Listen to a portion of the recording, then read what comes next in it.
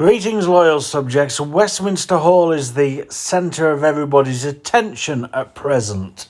It is where Queen Elizabeth II is currently lying in state, and people are queuing for over 24 hours throughout London in order to visit the hall and visit the Queen's coffin.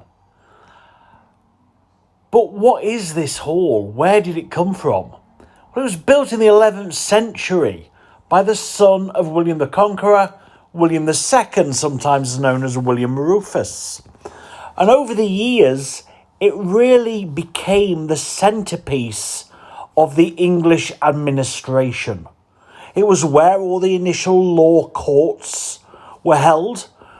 The actual hall, which is absolutely massive inside, you cannot appreciate the size of it from the TV screens.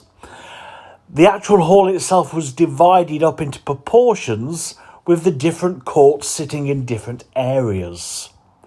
And it also became the place where coronation feasts were held. Westminster Abbey is literally a stone's throw away. And so after kings and queens were crowned, they would return to Westminster Hall and enjoy a coronation feast. The very first was undertaken for King Richard I, Richard the Lionheart. Westminster Hall was also the scene for some of the most famous state trials in English history. William Wallace was found guilty here, as was Sir Thomas More. Guy Fawkes and the gunpowder plot conspirators were again tried within these very walls. But probably the most famous trial of them all was the trial of King Charles I.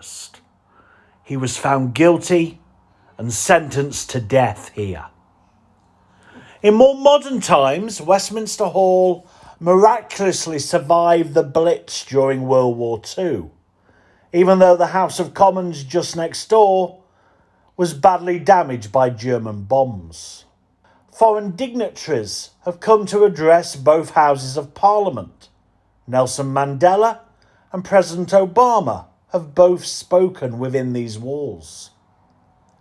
But it's probably best known as the place where kings, queens, and notable individuals lie in state and people file past to pay their respects, just like they are doing right now with Her Majesty Queen Elizabeth II.